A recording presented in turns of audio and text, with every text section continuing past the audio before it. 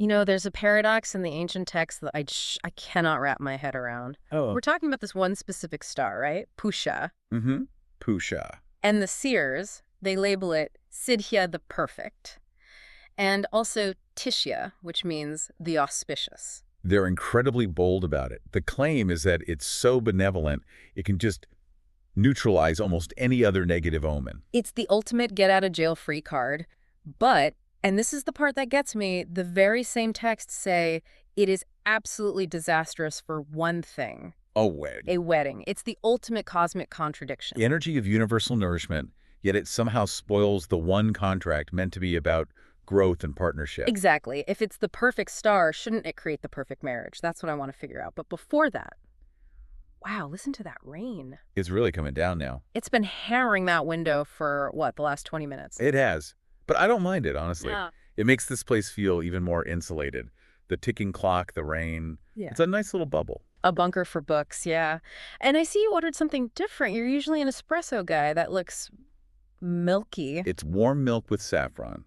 I took the liberty of ordering one for you, too. It just felt necessary. Oh. We're diving into Pushami. The main symbol is the cow's udder. So, it just seemed right. I respect that. A full thematic commitment. Okay, so let's set the stage. This is part 2 of our look at Pushami. Last time was the cosmic mythology. The gods in the sky. Right. But today, we're on the earthly level.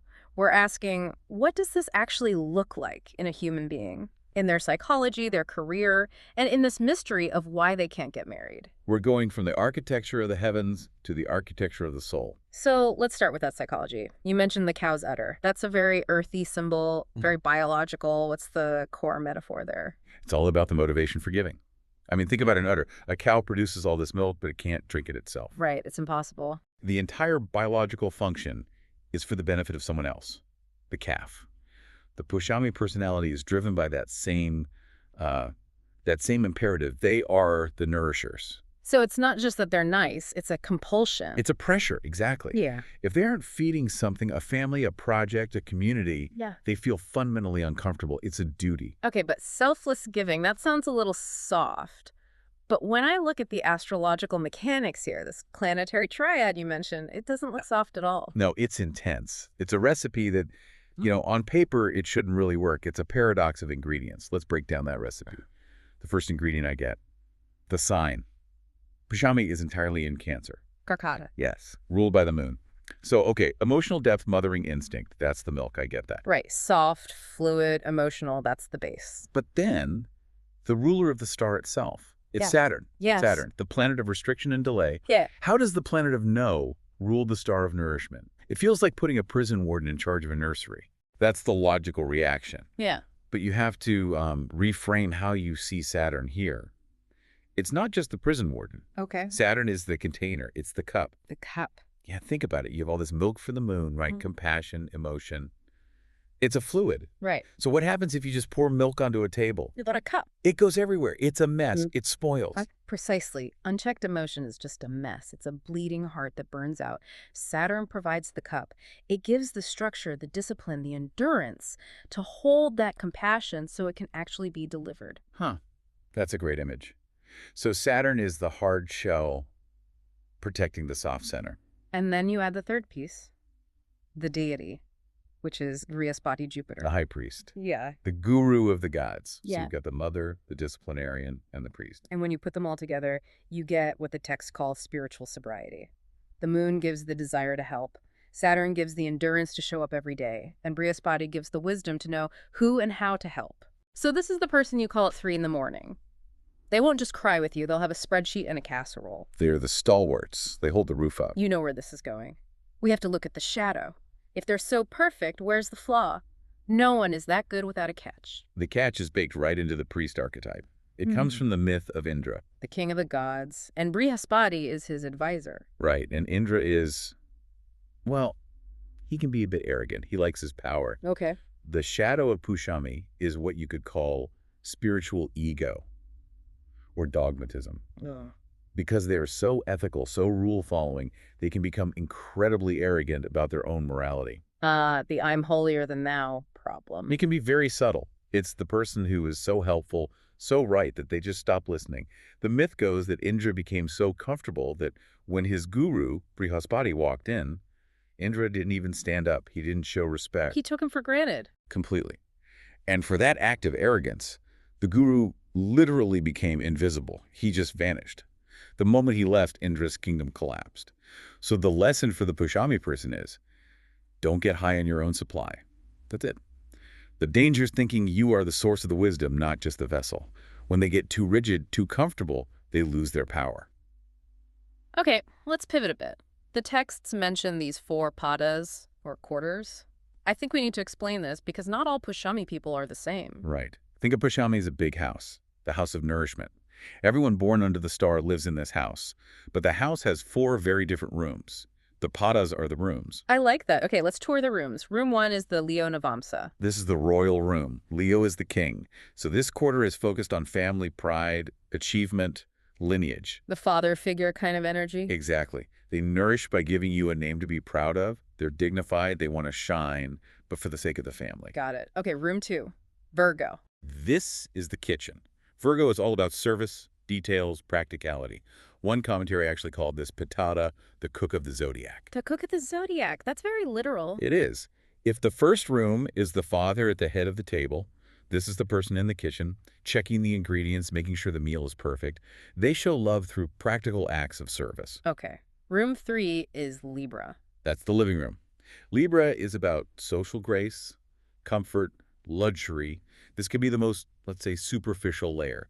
They want things to look nice to keep the peace. So they nourish the social atmosphere? Yes, they make sure the dinner party has the right vibe. Harmony and aesthetics are key.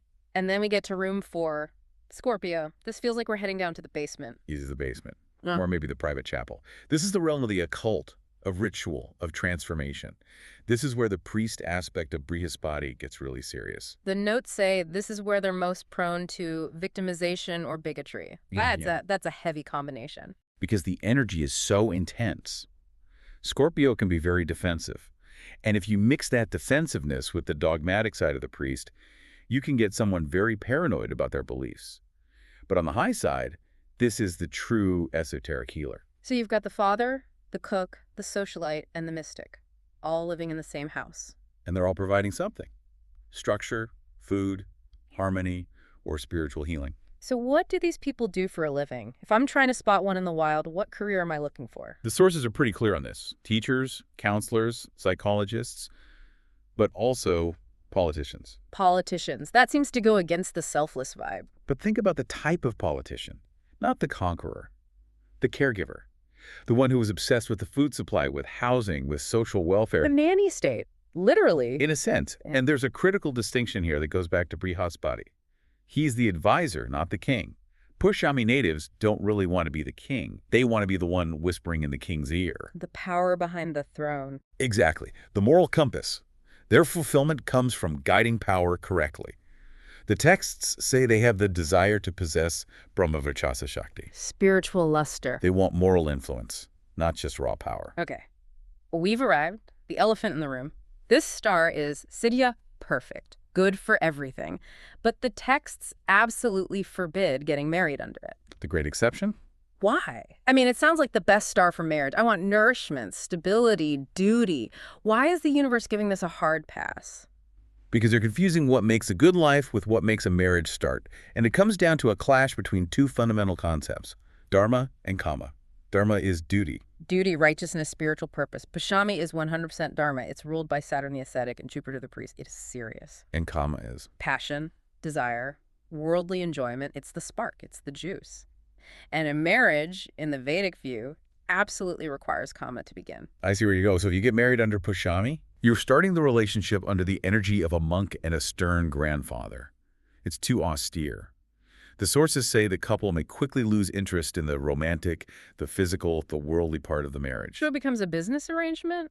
Or just roommates? Or a spiritual partnership. They'll say, we stay together for our duty to the family. But the joy, the fun, Saturn just dries it up. That's bleak. Very stable, but bleak. There's also a brief, strange mention of a curse of Brahma, which alludes to a myth about impropriety. It suggests an underlying cosmic restriction on sexual unions under this specific energy. Like the universe is saying, this is for spiritual love, not physical love. Don't mix them. That's a good way to put it. Keep the bedchambers and the altar separate. Okay, so let's talk about the most surreal story I read in the source material. It's about a king named Prithu and milking the earth. Ah, King Prithu, yes. This is, I think, the most profound image for Pushyami. Walk me through it because it's wild. The kingdom is starving. The earth isn't producing food. King Prithu gets furious and basically hunts the earth with his bow and arrow. Okay. The earth, terrified, turns herself into a cow and runs away. Prithu corners her and demands that she provide nourishment. As one does. She agrees, but says you need a calf to get the milk flowing. So various groups come to milk her, and then the sages, the rishis, come forward. And they choose Brihaspati as their calf. The guru is the catalyst. He is. So the sages sit down with their bucket, Brihaspati stands there as the calf, and they begin to milk. And here's the twist. What comes out? Not milk, not grain. What then? Meters, mantras, and hymns. She gives them poetry. She gives them sound. She gives them sacred vibration. She gives them wisdom. Wow. That changes everything. Doesn't it? We think of nourishment as food and shelter. But this myth says the ultimate nourishment, the thing that truly sustains humanity, is truth. It's wisdom. So the milk of Pushami is spiritual, not just physical. Exactly. And that is why Brihaspati, the Lord of Sacred Speech, is the key to the whole thing. So if someone wants to tap into this energy, what's the remedy? How do you get this spiritual milk? Well, the remedies make perfect sense now. One is service to the cow, honoring the symbol. Another is honoring the guru, respecting the source of wisdom. And the third? Mantra. Since Brihaspati rules sacred speech, you use your voice for prayer, for chanting, for speaking truth, rather than for gossip, which drains you. It's like a diet for your voice. That's a perfect way to put it. So if we have to boil all this down to one final image to take away, what is it? I think it has to be the final symbol mentioned in the texts, the lotus. The lotus. Think about where a lotus grows. It's rooted deep down in the mud and the muck at the bottom of a pond. Right, in the dirt. That's the material world. That's the messy work. But the flower pushes all the way up through the dark water and blossoms on the surface. And the petals are pristine. They're completely untouched by the mud they grew out of. So Pushami asks us to be in the world, but not of it. Exactly. To do the hard work, to nourish, to engage with the mess, but to keep your spirit absolutely pure, to blossom above it all.